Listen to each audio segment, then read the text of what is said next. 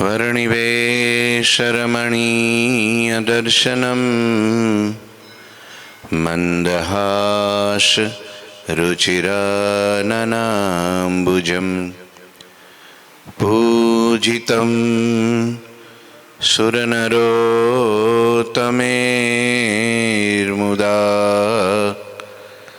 धर्मनन्दन महं विचिन्तये।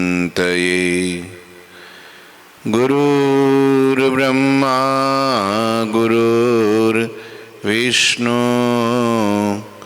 गुरुर्देवो महेश्वर गुरुः साक्षात् परं ब्रह्म तस्मै श्री गुरुवे नमः। ओम अवतारिणी श्री स्वामिनारायणाय नमो नमः। श्री घनश्यामाय नीलकंठाय सहजानंदाय च नमो नमः। हरि कृष्णाय परम ब्रह्मणे च नमो नमः। श्री सद्गुरु चरण कमलेभ्यो नमो नमः। बोलो श्री स्वामीनारायण भगवाननी जय। श्री ठाकुर जी महाराजनी जय। श्री हरिकृष्ण महाराजनी जय। श्री घनश्याम महाराजनी जय। श्री सद्गुरुदेवनी जय। श्री 500 परमहंसनी जय। जय श्री स्वामीनारायण। श्री पुरुषोत्तम चरित्र अध्याय 66मो। अभेशी बापूनी प्रेरणा थी दलपतराम कवि सम्राट जे गुजरातનું ઘરેણું ગણાય એમણે સુંદર મજાનું આ ગ્રંથનું રચના કરી। વક્તા શ્રીજી મહારાજના અખંડ સેવામાં હજુરી તરીકે રહેનારા એવા મૂળજી બ્રહ્મચારી છે અને દાદા ખાચરને સંબોધીને સુંદર મજાની આ કથા સંભળાવી રહ્યા છે। શ્રી હરિએ ગઢપુર અને વડતાલમાં કરેલી જે લીલાઓ છે એ લીલાઓનું વર્ણન આ અધ્યાયમાં લખ્યું છે। શ્રી હરિના ગુણો અને ચરિત્રોની મહત્તા अपरंपार है। दुर्गपुरे श्री हरि रहे गए संत गुजरात। सुनहु नुप और ही कहो हरि लीला की बात। हरि लीला की बात। ब्रह्मचारी महाराज के छे, हे राजन, श्रीहरिए कुंडल गामे संतो ने विदाय आपी एटले संतो गुजरात में विचरण करवा गया। श्रीहरि त्यांथी गढ़पुर परत आव्या ने त्यां रह्या। हवे हूँ तमने हरिनी बीजी दिव्य लीलाओ कहूं छुं तो तमे सांभळो। अविनाशी के चरित्र अपारा शेष महेश न पावे पारा। प्रगटे प्रौढ़ अपार प्रतापा महिमा जग में बढ़ो अमापा। दिल में दया अपार ही दिसे उदारता उर में यहो नीसे। सगुन अपार अपार कला है प्रगटित पुनि अपार प्रभा है। अविनाशी हरिना चरित्रो अपार है जेमने कहता शेष अने महेश पण पार पामता नथी। श्री हरिनो आ समय अपार प्रौढ़ प्रताप प्रगटो छे एने लीधे एमनो महिमा जगत में अमाप वध्यो छे। ल्यो प्रताप वध्यो महिमा वध्यो। श्री हरिना दिल में दया अने उदारता अपार छे। आ वधारे मोटुं कारण आ तमे जेना प्रत्ये દિલમાં દયા હોય ને, ઉદારતા હોય ને, એના પ્રત્યે પ્રેમ આપોઆપ થઈ જાય, એનો મહિમા વધી જાય. મહિમા વધે એટલે પ્રેમ થાય. પણ એમાં એવા ગુણ બે હોય. કયા?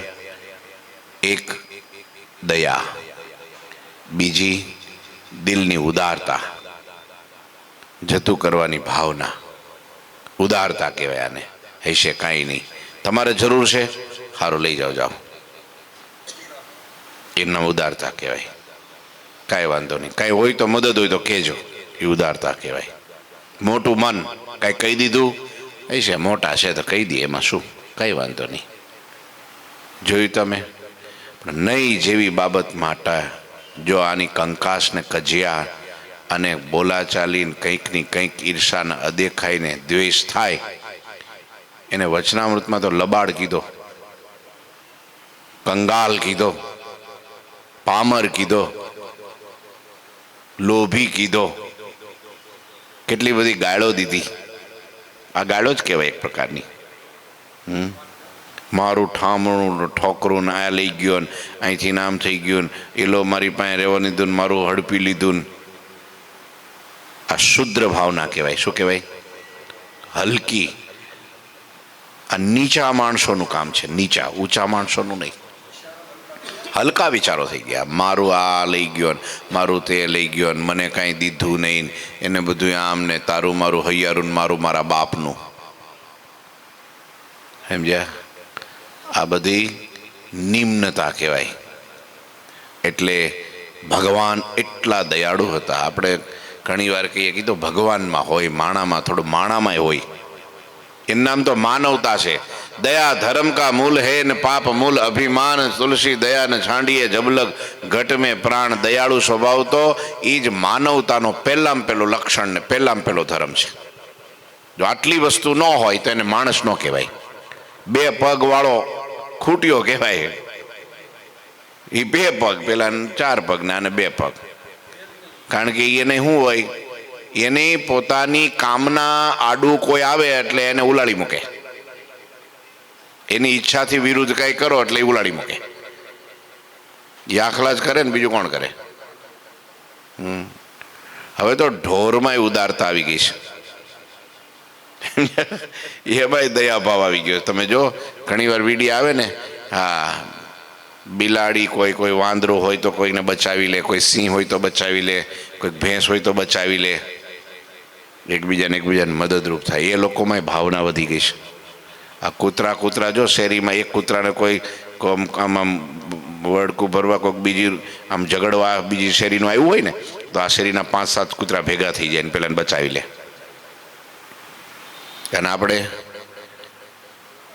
જોતા હોય, મજા લેતા હોય, મજા, હા, વિડીયો ઉતારતા હોય પાછા. માનવતા હાવ મરી પરવારી છે. ભગવાનને લોકો માનતા ઐશ્વર્યો પ્રતાપ તો ઠીક છે, ભગવાનનો એ કાંઈ અર્શ તો રહેવાય નહીં. એ કાંઈ સૂરજ કોઈથી છાબડે ઢકાય નહીં. છતરાયા ભૂમિ ઉપર ચાલે પ્રભુ. એ તો પ્રતાપ તો એ ગમે એટલો છુપાડે તોય છાબડે સૂરજનો ઢાંક્યો રહે, એમ એનો પ્રતાપ એ ઢાંક્યો રહે નહીં. પણ છતાંય મોટામાં મોટો પ્રતાપ ભગવાનનો એની ઉદારતા, એની દયા છે.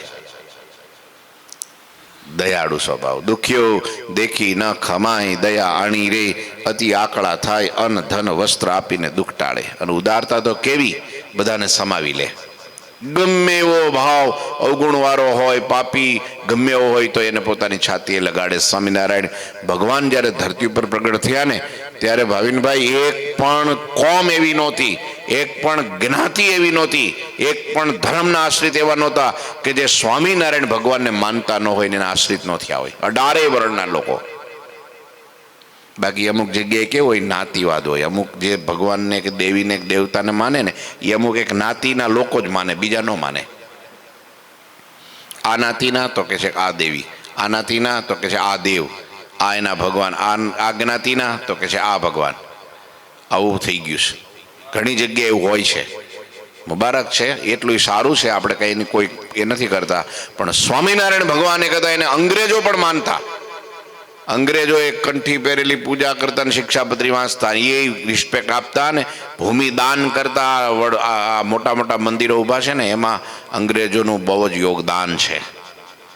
એરણ સાહેબ હોય, ડગલી સાહેબ હોય, સરમાલકમ સાહેબ હોય, બિશપ સાહેબ હોય, આ બધા મોટા મોટા જે મોટા મોટા ધર્માચાર્યો અને મોટા મોટા ગવર્નરો હતા, ઘણા બધાના હરિચંદ સાગરમાં નામ લખાશે. એ બધી ક્ષત્રિય હોય, વૈશ્ય હોય, શુદ્ર હોય કે બ્રાહ્મણ હોય, એ હય હોય, હુતાર હોય, લુહાર હોય, સોની હોય, ભરવાડ હોય, પટેલ હોય, કડબી હોય, કાઠી હોય, કાઠીમાં કેટલા પ્રકારો હોય, હા, કોઈ પણ હોય ને,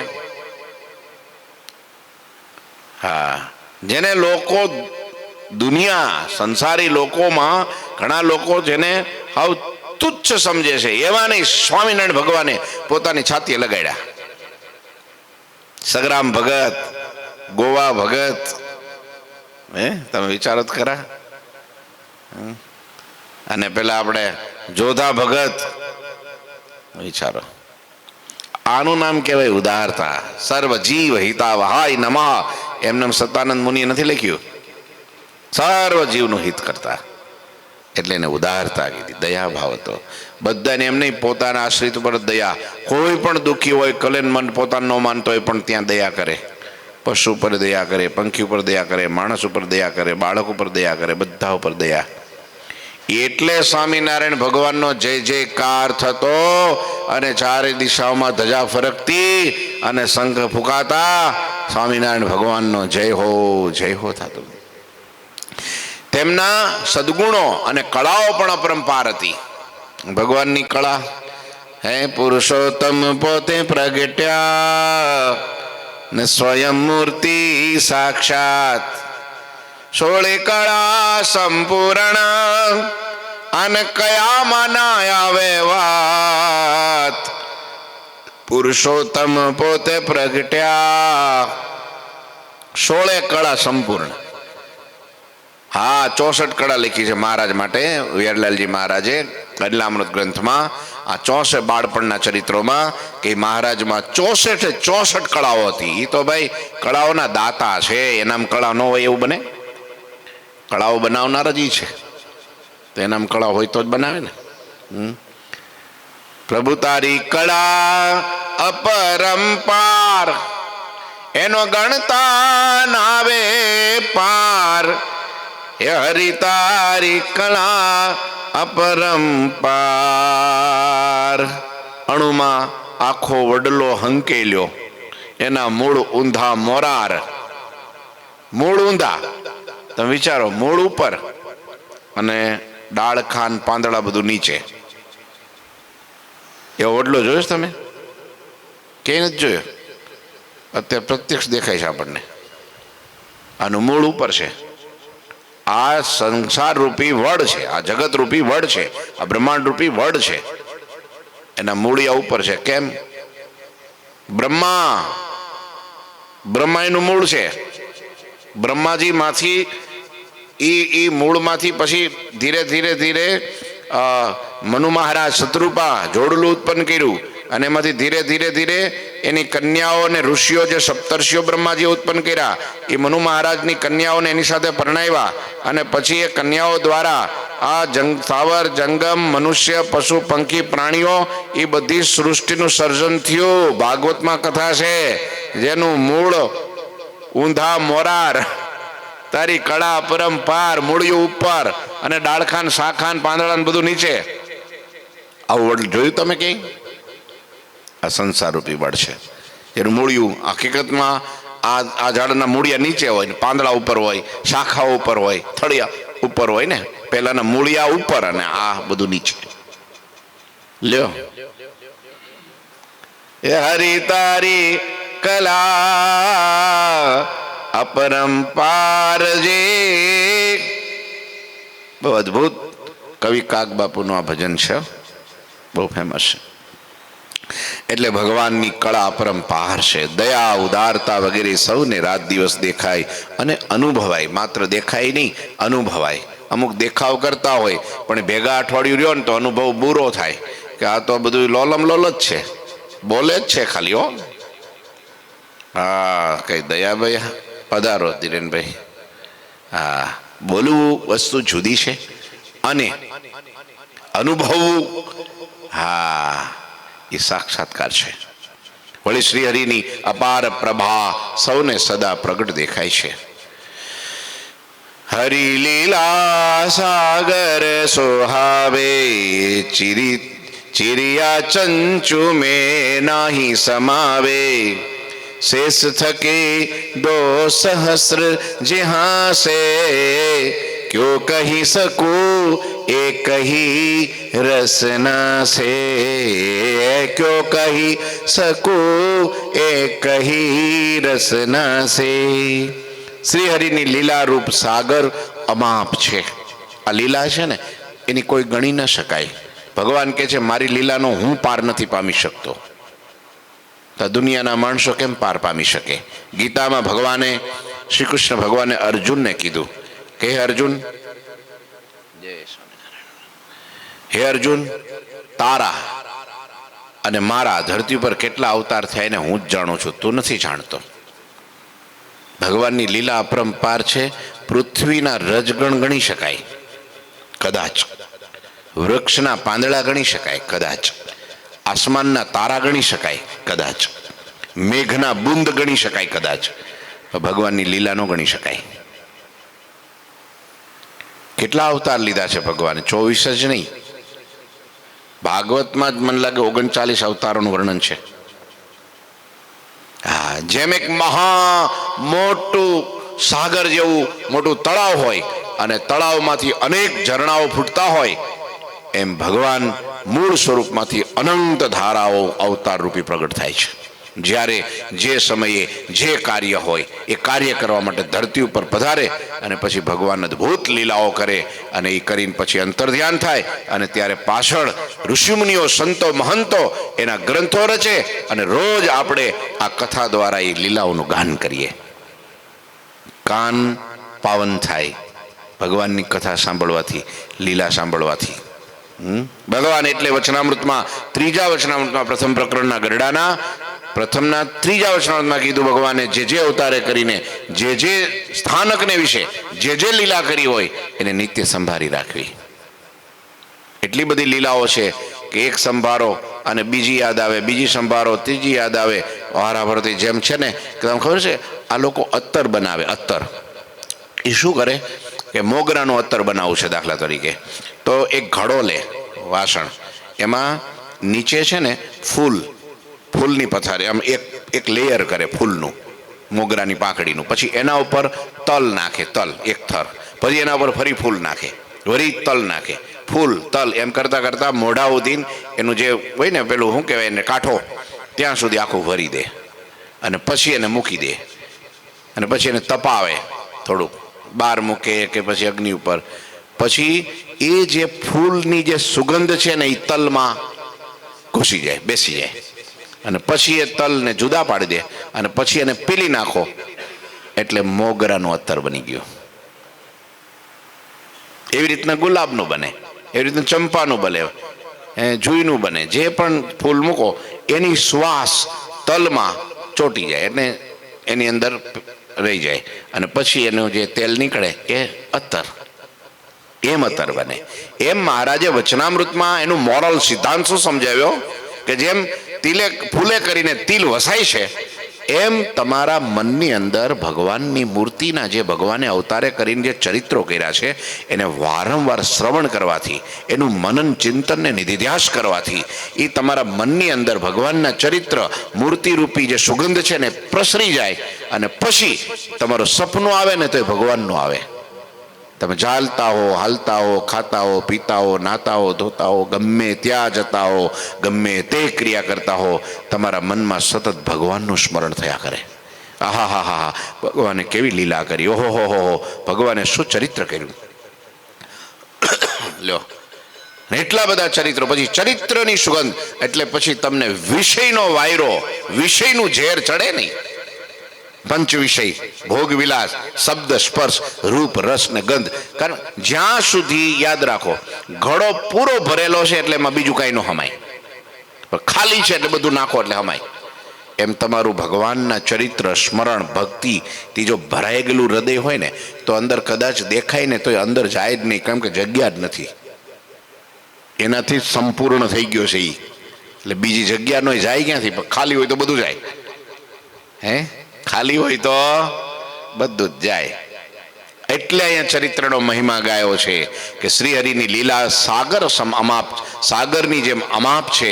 સામાન્ય જીવરૂપ ચકલીની ચાંચમાં એ ક્યારેય ન હમાય. હવે ચકલીને કીધું હોય કે આ સાગરમાંથી પાણી પી લે, કેટલું પીવે? એ ઉલેચે તો કેટલું ઉલેચી શકે? હે, કંઈ ન થાય. કેટલા ગેલન, કેટલા લીટર, કેટલા બેરલ પાણી છે સાગરમાં, વિચાર તો કરો.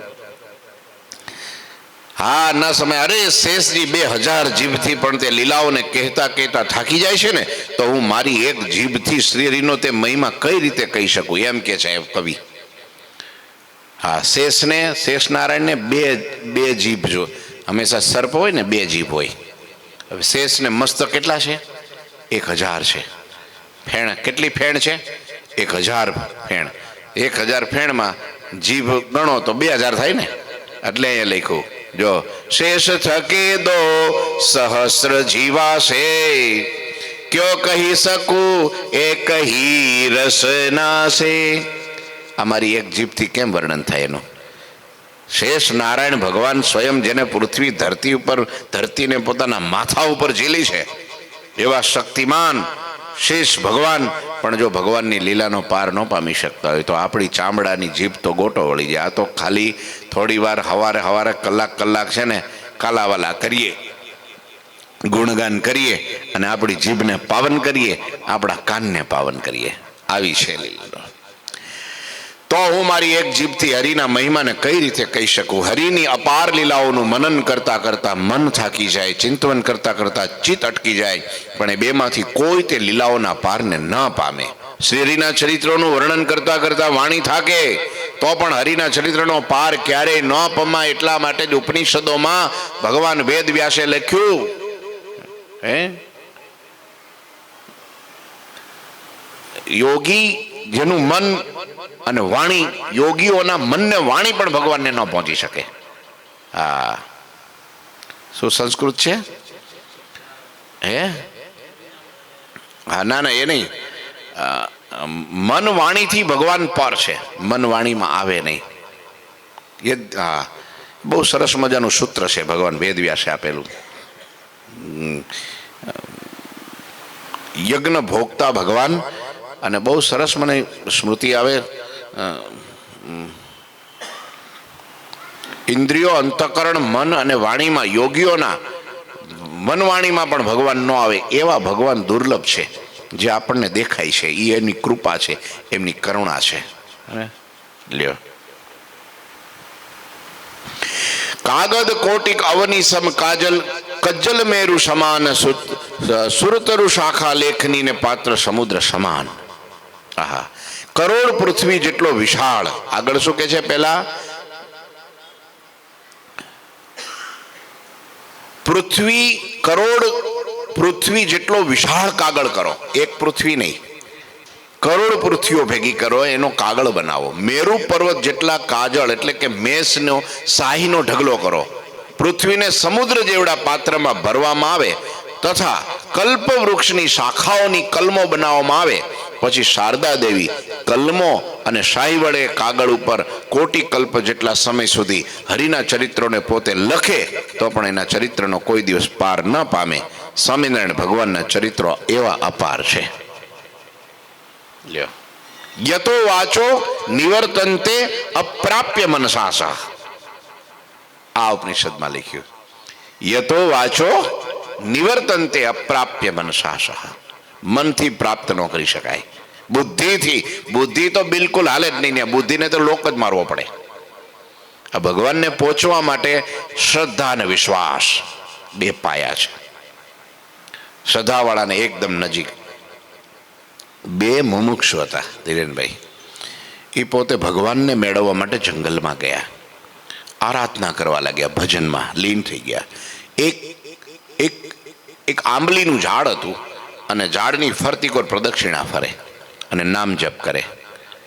તપ કરે, જે મળે તે ખાઈ લે અને પછી ભજનમાં લાગી જાય. પ્રદક્ષિણા ફરતા ફરતા ફરતા ફરતા એ ઝાડની ફરતી કોર ઘૂંટણ જેટલા ખાડા પડી ગયા. એટલી પ્રદક્ષિણા કરી. એક દિવસ ભગવાન નારદ ત્યાંથી નીકળ્યા. ઓહો, આવી રીતના અહીંયા જંગલમાં એકલા આવી તપશ્ચર્યા, આવું ભજન, હાલ એની પાસે જાઓ. હૃદયમાં શાંતિ, કોઈ ભજન કરતો હોય ને એટલે હૃદયમાં શાંતિ થાય. ઓહો, તમે બહુ ભજન કરો, તમારો મહિમા અપરંપાર છે. હાથ જોડી દીધા નારદજીએ. કે લે નારદજી પધાર્યા, દંડવટ કર્યા, બેઠા, વાતચીત કરી. પ્રભુ અત્યારે આ બાજુ કઈ વિચરણ? તારે કે બસ હું તો વૈકુંઠ લોકમાં ભગવાનના દર્શને જાઉં છું. તો તમને જોયા એટલે મને હરખ થયો, હું તમારી પાસે આવ્યો. કહો ભાગ્ય તમને, તમે અમને દર્શન આપ્યા, પણ તમે વૈકુંઠમાં જાઓ છો તો અમારું એક કામ કરશો? એટલે બંને જણા મુમુક્ષુ કહેશો. હા હા, બોલો બોલો, શું કામ કરીએ? ત્યારે કે ભગવાનને તમે ભગવાનની પાસે જાઓ છો ને? તો કે હા. તો કે ન્યા જઈને પ્રભુને એટલું પૂછજો ને કે આ બંને તમારા ભગત છે, જંગલમાં તપશ્ચર્યા અને ભજન આરાધના પ્રદક્ષિણા કરે છે, તો એને તમે દર્શન દેવા ક્યારે આવશો? પૂછી લો ને જરા. કઈ વાંધો નહીં, મારા દર્શન થાય અને તમારા સમાચાર પૂછાય. નારદજી ત્યાંથી વિદાય થયા, ભગવાન પાસે ગયા, ભગવાન એનું સ્વાગત કર્યું, બેસાડ્યા અને પછી નારદજીએ વાત કરી. પ્રભુ, હા, પેલા જંગલમાં બે મુમુક્ષુઓ ભજન કરે છે, તમને યાદ તો છે ને? તો કે મારું ભજન કરે ને મને યાદ ન હોય? હું તો મારું ભજન કરે એને પહેલા યાદ કરું, મને ભજે એને હું ભજું. તો પ્રભુ પછી એને દર્શન દેવા ક્યારે જવાનું છે એ પૂછતા હતા. એને દર્શન ક્યારે દેશો? અને ત્યારે ભગવાન કે એ તો હું મારી રીતે દઈ દઈશ, એમાં તમે પડશો નહીં. કે ના ના, હવે મારે ને સમાચાર મારે આપવા પડશે પાછા, કારણ કે વચન આપીને આવ્યો છું કે હું પૂછીને તમને કહીશ એમ, એટલે મારે કેવું શું? તે દિવસે ભગવાને કીધું, તો સાંભળો નારદજી, એ જે આંબલીના ઝાડ નીચે તપશ્ચર્યા ભજન ને આરાધના કરે છે, એ આંબલીના એક એક પાંદડે 1000 વર્ષ જશે ને પછી એને દર્શન દઈશ. હવે આંબલી કેટલી મોટી ઘટાદાર, એની શાખાઓ કેટલી, એ શાખાઓમાં ડાળીઓ કેટલી, અને એ ડાળીઓમાં એક એક ડાળીમાં તીરખી કેટલી, અને એક એક તીરખીમાં પાંદડા કેટલા. આંબલીનું ઝાડ તો જોયું છે ને, એના પાંદડા કેવડા હોય? આંબલીના પાંદડા કેવા હોય? હવે કેટલા પાંદડા થાય? એક પાંદડે 1000 વર્ષ. નારદજી કે પ્રભુ, એના કરતા એવું કહી દો ને કે એને દર્શન દેવા જ નથી. ખોટી લાલચ આપો માન. તો કે ના ના, દર્શન દેવા નહીં પાકો, પણ આટલો સમય જાય પછી. તો નારદજી કે મારે તો એને કઈ કહેવાનું જ ન રહ્યું ને. તો પછી કે ના ના, એ તો તમારો સવાલ છે, અલા તમારો પ્રશ્ન છે. એ તમારે જાવું, કેવું, ન કેવું, ન જાવું, એ તમારો પ્રશ્ન છે. ભલે તારે વિદાય આપો. ભગવાનની આજ્ઞા લઈ પરિભ્રમણ કરતા કરતા બ્રહ્માંડમાં ઘૂમવા લાગ્યા નારદજી. અને પછી એને થયું કે ના ના, મેં વચન આપ્યું, એ સંત જો મેં વચન આપ્યું એટલે મારે ત્યાં જવું તો પડે, પછી જે થાય તે એ જાણે ને ભગવાન જાણે, પણ મારા સમાચાર તો દઈ દઉં. નારદજી આવ્યા એટલે બંને ભક્તો દોડ્યા, પગમાં પડ્યા, પગે લાગ્યા. અને પછી કે નારદજી, કે હા, મારા સમાચારનો શું થયો? પ્રભુએ કાંઈ કીધું? તો કે કીધું. શું કીધું? તો કંઈ કહેવા જેવું નથી એવું કીધું. કે ના ના, કયો તો ખરા. એટલે આવ્યા તો અમને ભગવાનના સમાચાર, અમને યાદ, તમને યાદ કરે છે, તો દર્શન ક્યારે દેહે? કે નારદજી કે તમારે સાંભળવાની શક્તિ છે? તો કે કયો, તમે તમારે કયો, એમાં શું? પ્રભુના સમાચાર સાંભળવાની શક્તિ ન રાખીએ તો ભજન અમારું એડે જાય ને. બોલો બોલો. અને તે દિવસે એમ કીધું નારદજીએ, આંબલીના ઝાડના એક એક પાંદડે 1000 વર્ષ જાય પછી પ્રભુ તમને દર્શન દેવા આવશે. હવે આપણે હોય તો શું કરીએ એ વિચારો. પડીકું વાળીને, પોટલું નાખીને, ખભે નાખીને ઘરે ભેગા. કાંઈ ભજન કરવું નથી. એના કરતા મજા કરી લ્યો ને. માણસ દેહ મળ્યો છે, હે ખાવો પીવો, પીલો, દંડ ખર્ચા દેગા સહજાનંદ. હે મોજ મજા કરી લો, એસન ફેશન રખડી લો, ફરી લો, ખાઈ લો, પી લો, હરી લો, ફરી લો, પૈસા વાપરી લો, કોકનું દેવું. હા, ઋણમ કૃતમ ઘૃત્વા પીબેત. ઋણ કરીને પણ ઘી પી લ્યો. પણ મરી જઈશું પછી ક્યાં કોનું કોણ એવું માને. ઘણા લોકો માને બીજો જન્મ ક્યાં છે, હવે ક્યાં કોનું ચૂકવવાનું. તો બધું ખોટું છે. ખબર નથી કે બીજે જન્મે ન્યા જ આવવું પડશે ને, એ બધું ચૂકવવું પડશે. હા, અવશ્ય મેં વહી ભોગતવ્યમ કૃત કર્મ શુભાશુભમ, ભોગવવું જ પડે કોઈને. તો પછી નારદજીએ કીધું કે આવું છે લ્યો. અને ત્યાં તો પેલા બંને મુમુક્ષુઓ નાચવા માંડ્યા, કૂદવા માંડ્યા, છલાંગો મારવા માંડ્યા, હરખનો કોઈ પાર ન રહ્યો. નારદજીને આશ્ચર્ય થયું. બીજો હોય તો માણસ હરેરી જાય, હિંમત હારી જાય, ઘર ભેગો થઈ જાય, બંધ કરી દે, રડવા લાગે, કંઈ પણ કરે. અને આને હરખ વધી ગયો, એનું શું કારણ? હા, અને ત્યારે નારદજીએ પૂછ્યું કે ભાઈ આમ કેમ, જરા મારે જાણવું છે. અને ત્યારે બંને જણા બોલ્યા, અત્યાર સુધી એમ હતું કે ભગવાન આવશે કે કેમ, દર્શન દેહે કે નહીં, પણ તમે સમાચાર આપ્યા એટલે એટલું તો પાકું થઈ ગયું. શું કે ભગવાન આવશે જ, એનું સમાચાર વચન આવી ગયું એટલે આવશે, ભલે વહેલા મોડા પણ આવશે, એ પાકું થઈ ગયું, એનો આનંદ છે. અને બીજું કે ભગવાન એમ કીધું આંબલીના એક એક પાંદડે 1000 વર્ષ જાય પછી દર્શન દઈશ. તો ત્યાં સુધી આ બંદાને કાંઈ થવાનું નથી, કારણ કે ભગવાને કીધું અહીંયા દર્શન દે, એટલે આપણે શું ચિંતા કરવાની? હવે ચિંતા તો એને લઈ લીધી. એટલા વરા અમને તો કાંઈ નહીં થાય ને, અમે તો ભજન તો કરશું ને એમ. લ્યો તમે વિચારો, અને શ્રદ્ધા અને વિશ્વાસ ભગવાન પ્રત્યે અડગ થઈ ગયો. અને નારદજીને પણ આમ થઈ ગયો, ઓહો હો. ભગવાન નારદજી કે હવે મને વિદાય આપો.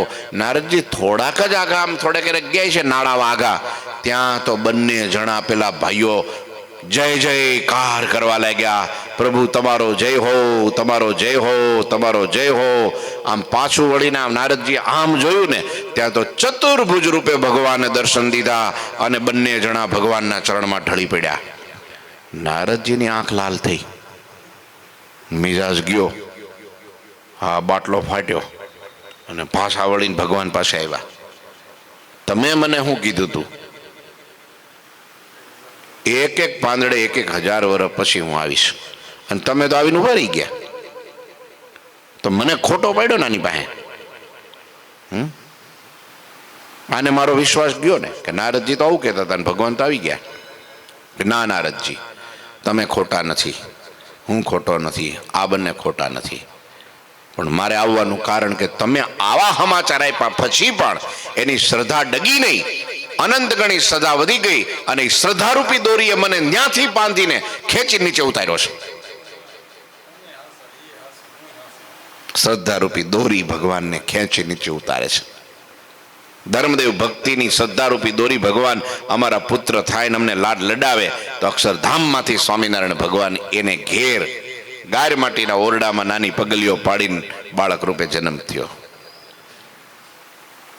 દશરથ મહારાજાએ તપ કર્યું, શત્રુપાએ તપ કર્યું, ભજન કર્યું, હજારો વર્ષો સુધી ભગવાનને આરાધ્યા, ભગવાન પ્રગટ થયા. માગો ત્યારે કે બસ તમને હું બાળક રૂપે ઈચ્છું છું, તમે મારા પુત્ર થાવ. અને બીજો જન્મ દશરથ મહારાજનો થયો. અયોધ્યામાં કૌશલ્યા મહારાણીને ત્યાં રામ પ્રગટ્યા. યશોદા નંદે તપ કર્યું, દેવકી વસુદેવે તપ કર્યું, ભજન કર્યું, આરાધના કરી, શ્રદ્ધા ડગરે. ગમે એટલા વર્ષો ગયા, ગમે એટલા વિકટ સમસ્યા આવી, મુસીબતો આવી, તપમાં તો થોડું કઈ ખાવાના ખેલ છે. ત્યાં તો આ શરીરને તપાવવું પડે, સંયમ રાખવો પડે, અને બહુ જ દુઃખ વેઠવું પડે. ભૂખ્યા તરસ્યા, ટાઢ તડકો વરસાદ બધું સહન કરવું પડે. કોઈ મેણા મારે એ સહન કરવું પડે, એકલા રહેવું પડે, કેટલેની બીક લાગે, કંઈ પણ પ્રકારનો વિઘ્નો વારંવાર હારા કામમાં હો વિઘ્ન આવ્યા જ કરે, અને છતાંય શ્રદ્ધા ડગે નહીં. એ ભાઈ સુવિધામાં તો બધાય ભગવાન ભજે. હે ભાઈ, બધા વાના હારા હોય ત્યારે ભગવાન બધાય ભજે, પણ દુઃખમાં પણ ભગવાન ભજે. હા, ભક્તિ કરે, નિયમ પાળે. સુવિધા હોય ટાટે સાહેબ બેઠા બેઠા શું વાંધો આવે, પણ આમ તડકામાં પણ ગમે ત્યાં દૂર જાય તોય, તકલીફ ખાવાની હોય તોય, રહેવાની હોય તોય, પણ પૂજા ના ભૂલે, ભક્તિ ના ભૂલે, નિયમ ના ચૂકે. ત્યારે ભગવાન કે મારે ત્યાં વિદેશ જાય ને તો ભગવાન કે ભેગા જવું પડે. મારે પેલા લક્ષ્મીદાસ શેઠની પાસે હારે ગયા, હા ઘોઘા બંદરના વણિક હતા. લક્ષ્મીચંદ શેઠ પોતે હતા.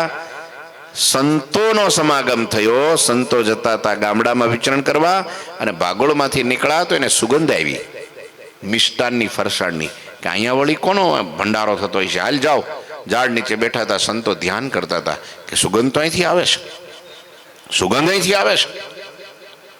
તો સંતોએ આંખ ખોલી, પૂછ્યું કે ભાઈ સંતો, તમારી જોડીમાં કઈ મોહનથાળ ને ભજીયા ભર્યા છે કે સુગંધ છે નહીં આવે છે? તો કે ના ના, એ તો અમે અમારા ઈષ્ટદેવને આંખો બંધ કરીને માનસીમાં પકવાન ધરાવતા હતા, મેવા મીઠાઈ જમાડતા હતા, થાળ જમાડતા હતા. એ જે બનાવ્યું હતું ને એની સુગંધ તને આવે છે. હવે માનસિકમાં ધરાવતા હતા, બોલો, અને પ્રત્યક્ષ સુગંધ આવતી હતી કે આ સંતો સાચા છે. પગમાં પડ્યા, તમારો ભગત કરો, લ્યો આ 5 વર્તમાન, દારૂ માટી ચોરી અવેરી વટલવું નહીં, વટલાવવા નહીં, ના કંઠી પહેરો, ભગવાનને બજજો, ભગવાનને એ સમસ્યા આવે ને તો સ્વામિનારાયણનું નામ રાખજો, આ કંઠીને માળા રાખજો, ભગવાન તમારું રક્ષણ કરશે. ભક્તિ લાગી ગઈ. સંતો ગરડે ગયા. એક દી વિચાર આવ્યો કે મારે વિદેશ જવું છે, વહાણમાં બેસીને આફ્રિકા જવું છે, કમાવા માટે જવું છે, ધન કમાવા. સંતોની આજ્ઞા લેવા ગરડે ગયા. સંતોને કીધું, સ્વામી હું જાઉં છું, આપણે આજ્ઞા આપો ને મને આશીર્વાદ દો. તો કે આ 5 વર્તમાન રાખજે, ભગવાનનું નામ રાખજે, પૂજા કરજે, અને આ ધર્મ લોપતો નહીં, ભગવાન તારી રક્ષા કરશે. સમસ્યા આવે ને ત્યારે ભગવાનનું નામ જપજે, જા તને ઉગારી લે. પણ બહુ લોભ રાખતો નહીં હો. આ લોભ પાપનો બાપ છે. પાપનો બાપ કોણ? લોભ છે.